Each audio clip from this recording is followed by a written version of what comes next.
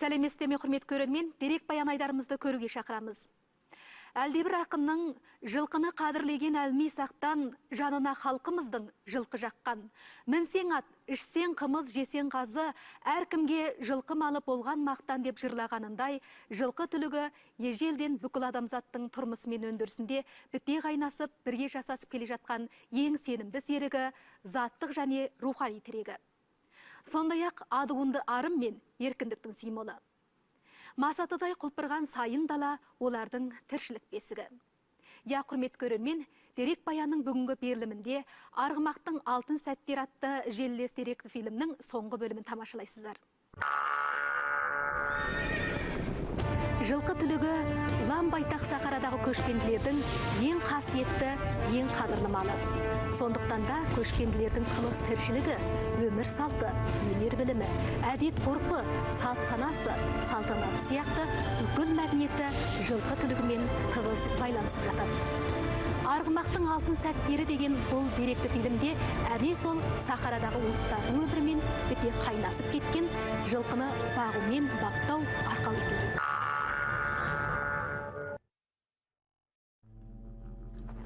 Жылқы өте қағылез жануар.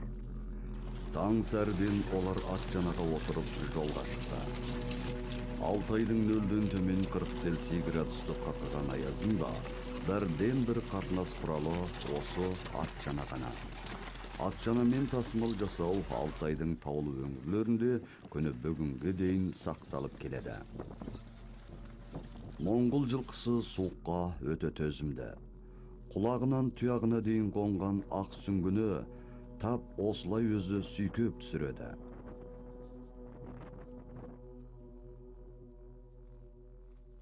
Атжана адамдардың көңіл төрінен орын алып, олардың алыс сапарларға алаңсыз шығуына сенім сыйлады. Қылқұйрықты жылқы түлігі Алтайдың осынау қарлы алқабына табиғаттың өзі тартып өткен үлкен сия, қол қанаты сыңайлы.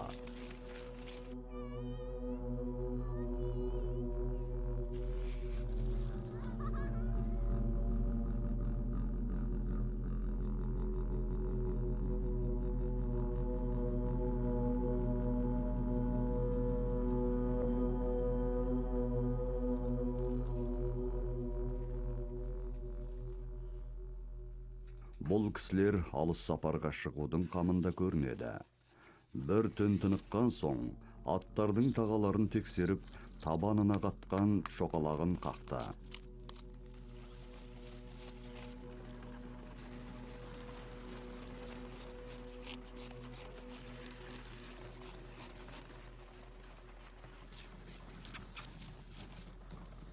Мынау қарлы далада құйғытып қайда барса да, ұшы-қиырсыз әппақ әлем. Адамдар табиғаттың мұндай көркем көрінісінен көз мейірі қанғанша ләззаттанады. Ал жылқының аса көмпістігі адамды қатты әсерлендіреді.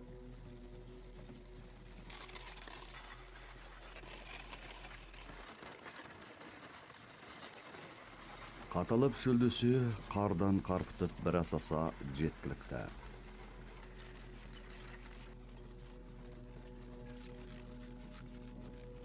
Қыста Алтай тауы негізінен томақа тұйық оңаша қалады. Қар жолдарды бөгіп, тіпті қалың түскенде үйлердің төбесі де көрінбей қалады. Түнде ең төменгі температура 0-ден төмен 42 Цельсий градусқа түседі. Қалың қар тайғанақ жолдан қарғадым аттап басуда мұң. Сондықтан да ел аузында қыста Алтай тауынан тек құс қанатына мініп қана өте аласың деген тәмсіл бар. Жүзнеше шақырымдық тау жолын ат жанымен ғана шиырлауға болады. Алтайдың таулы өңірлері ақ сүңгі қар, мұз бен құрсауланып, ертегілер әлеміндей түрленеді. Адамды таңғалдыратыны туалар қақаған суықты елен құрлы көрмей, көктем мерекесін осылай қарсы алады.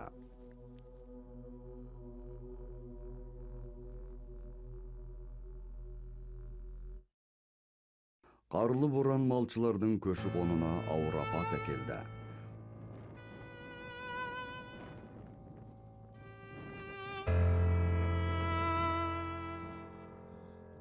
Осындай бұрқасынды ауа райында отар көші жылқының күшімен ғана көзеулі жеріне жетеді.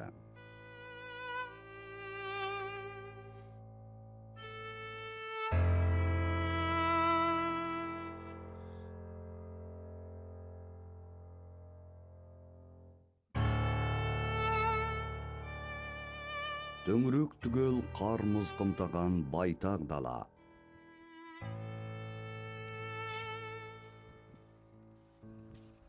Жылқы түлігі дала жайылымында қасат қарды тарпып, қар суымен қыстан шығады.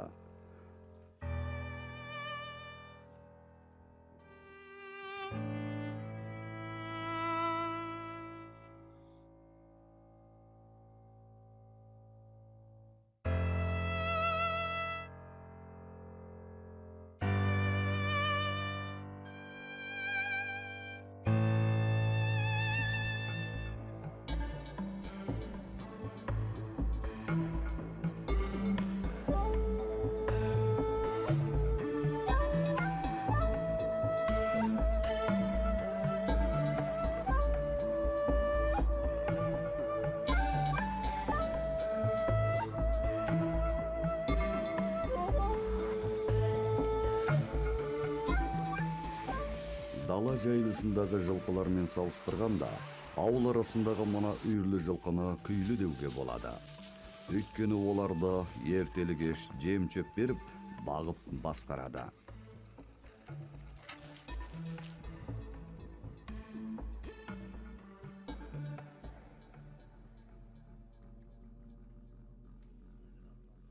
Еркінбекпен көршісі Қасен Орманбекұлы қырандарын баптап, қан сонарды күткелі қашан.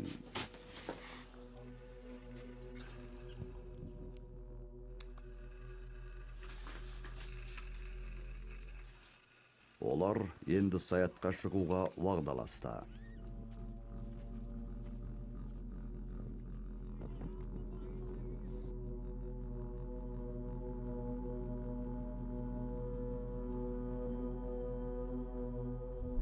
Қасеннің қыраны қоянды алдымен байқады.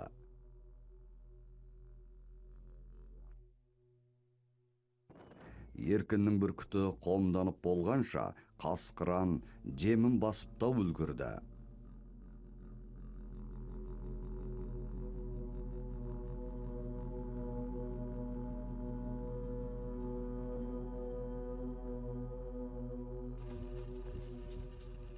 Өзіне бауыр басқан төз тағысын иесі де жанына балайды.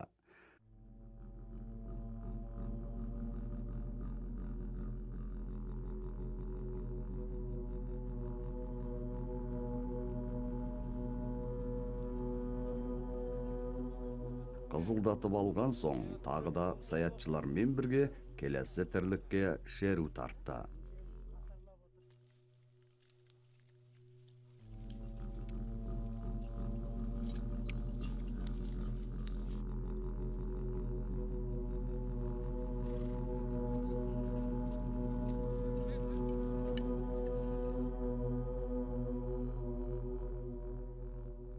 Қар жамылған Моңғол күре даласында қыбыр еткен тіршіліктің ізі байқалмайды.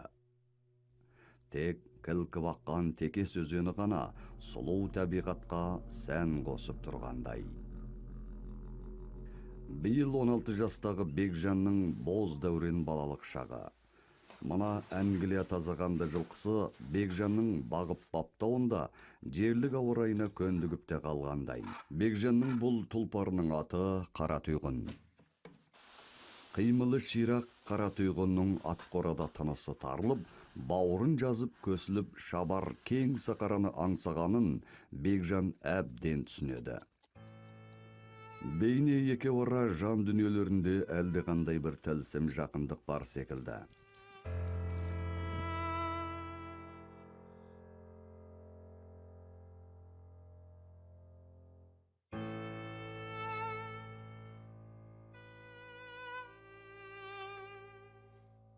Екі жылдың алдындағыға қарағанда Бекжан балаң шабандоздан ат құлағында ойнаған ширақ жігіт болып есейді.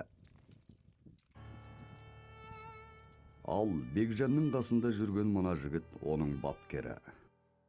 Ол Бекжанды жақын тартып тәрбиелеумен бірге қара тұйғынды да жанын сала баптайды.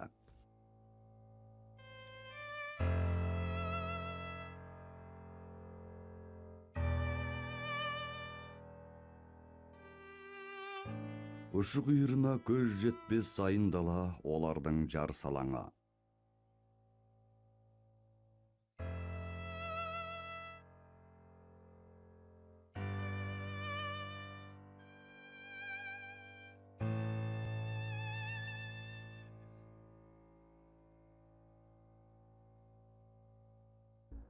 Қаратүйғын Бекжанның тақымына түскен толпарлардың ішіндегі ең сай күлігі. Ол сонау Аустралиядан Бейжің арқылы ең соңында Моңғол күре жеріне табан тіреген.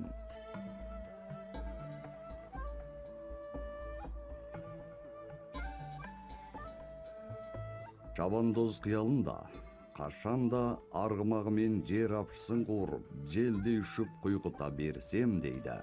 Бекжан да дәл осындай ойдың жетегінде ер жеткенді.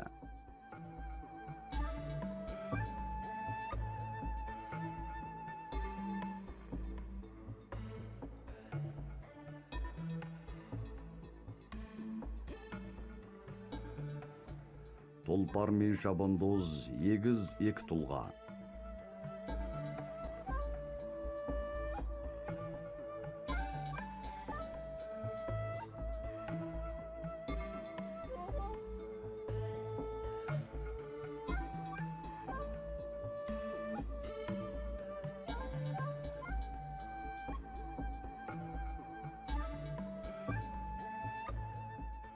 Ал Бекжан бұл арғымағын бүгінге дейін бөгде жанға қимаған.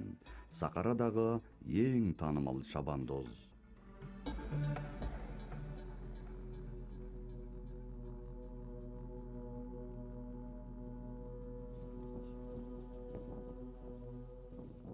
Малшылар үшін тіршілік үрдісінде төрт түліктің орны өзгеше. Бұндай өмір қызықты да мәнді келеді.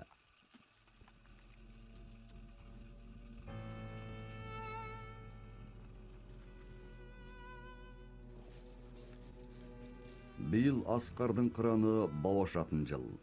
Қан сонарда аңның ізін бірден байқауға болады.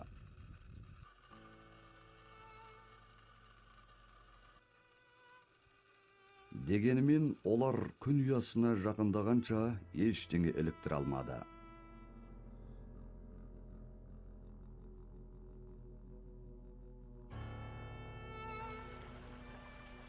Сақарада аңшылар ұлан қысты осылай сал борын саяхатшылықпен өткізеді. Асқар әр жолы бүркітінің томағасын тартқанда ерекше бір әлуетті күй кешеді. Қыраны да иесінің ымымен өз міндетін ада қылып, көк мұз үстіндегі шырғаға шүйлігеді.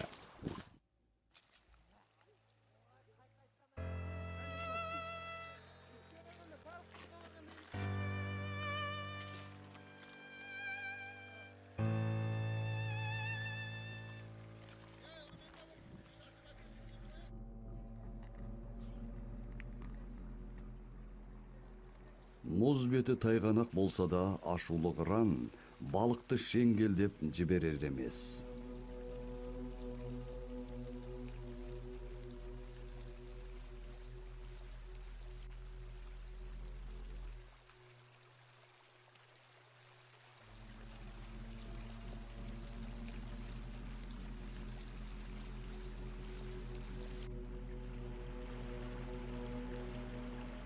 Асқар бұл жолы да бүркітінің меселдесін қайтармады.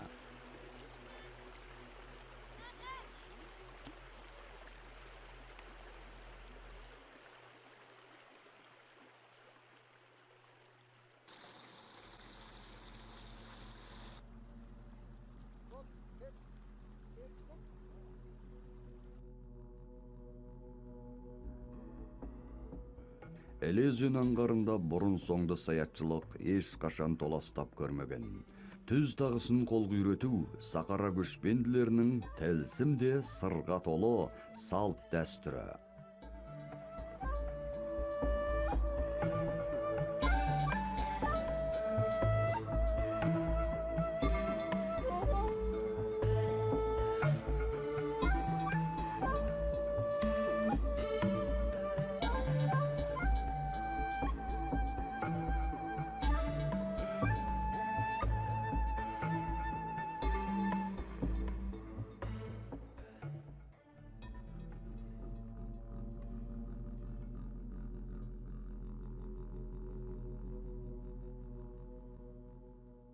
Осынау сырлы үстіртте бүркітшілер төңіректің төрт бұрышынан жиыла бастады.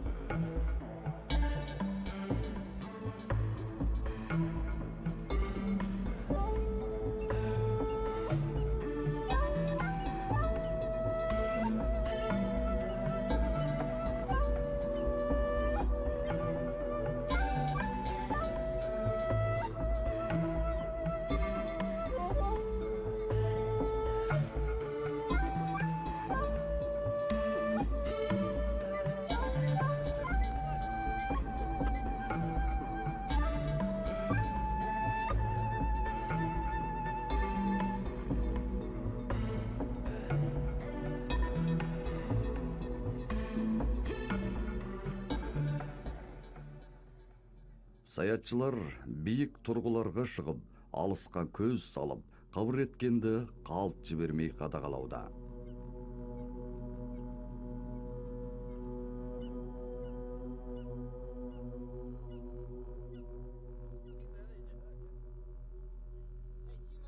Олар бұрыннан келе жатқан дағылар бойынша бірінен соң бірі бүркіттерінің томағасын тартқанда, қоянның қыбыры бүркіттің қырағы көзінен қағыс қалмады.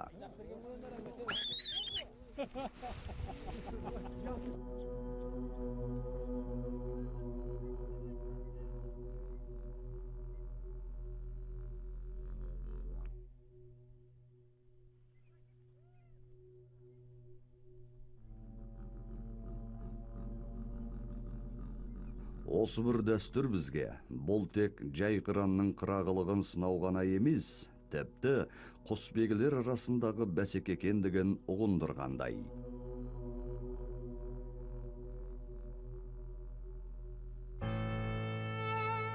Нағыз құсбегінің тақымында мықты ат, қолында алғыр қыраны болу керек.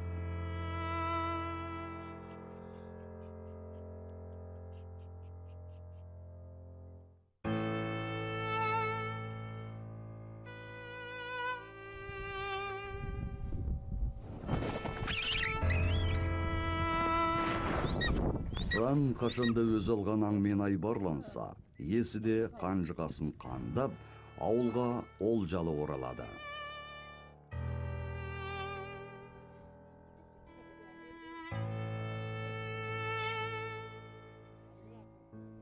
Малшылар осы араға аң аулаудың қызығы үшін ғана емес, қайта тарихтан жалғасып келе жатқан саятшылық өнерін әйдіктеп, ұрпағына аманаттау үшін бас қосады.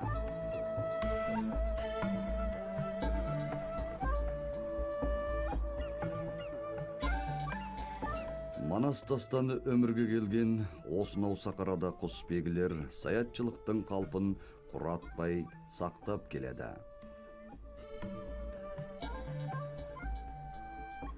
Теңіз деңгейінен 7546 метр биіктіктегі мұз тау шоқысының мұз тау атасы деген даңқы бар. Үстірттегілердің тал бесіктен жер бесікке дейінгі өмір картинасы оның назарында тәрізді. Адамдардың қодасқа мініп көкпар тартуы өздерінің қуаныштары мен құттықтауларының айғағы.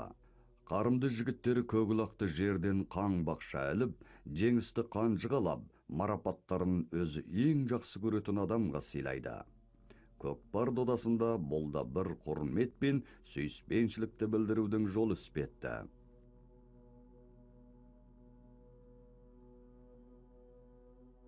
Білекті де жүректі жігіттер қодасқа мініп додаға шықты. Десе де, гүлдір кісінетіп, күреңді мінбегесін, көкпардың да сәні келмей тұрғандай. Бұл бір күш пен парасаттың айқасы.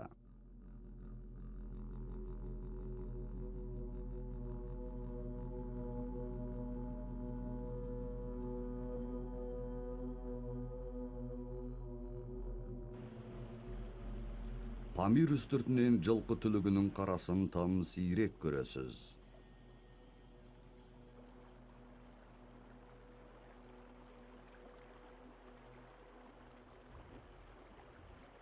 Бұлары теңіз деңгейінен біршама биік болғандықтан, адамдар қодас, есек сынды аласалау жануарларды тұрмысына пайдаланады.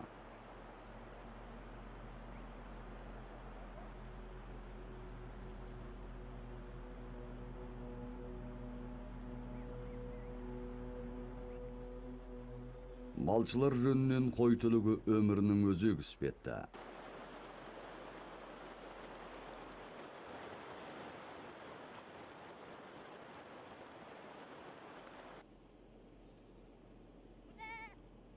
Үстірттегі балалардың мал соңынан еруден басқа ермегі де жоқ.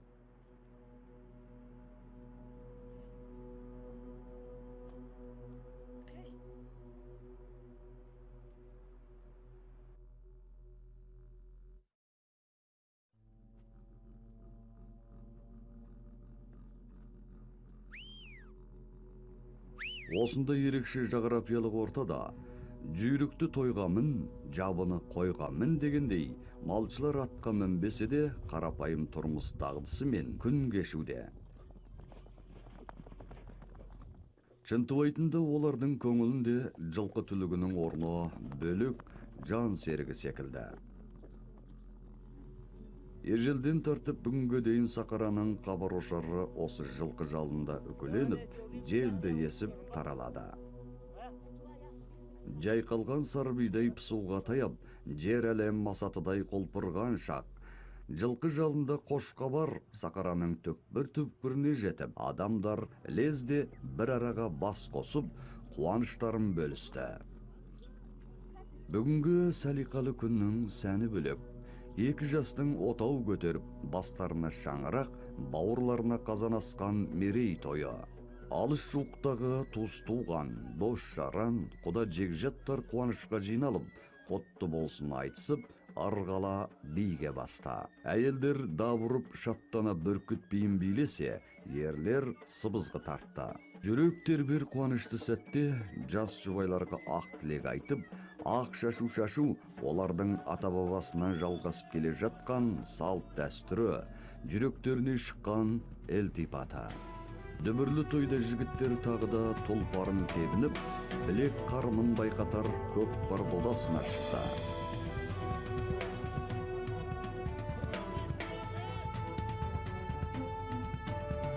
Жылқы малдың патшасы, түйе малдың қасқасы демекші, үстірт адамдары көзінің қарашығындай көретін жылқы түлігі, олардың қуанышында кем болса болмайтындығын ұғындырғандай.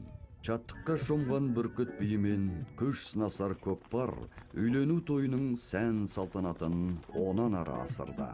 Үстірттің торқалы тойлары міне осылай өтеді. Жылқысыз тірліктің сәні келмейтіндей, ат, ер қанаты деген сөздің шығуы да тегін болмаса керекті. Адамзат пен жылқы түлігі мәңгі айрылмас етене. Әйтсе, әрбір жан баласының жүрек түкпірінде өз тұлпарлары болады ғой. Құрмет көрермен, айдарымыздың бүгінгі берілімі осымен соңына шықты. Келесі жұма амандықпен жүздесейік.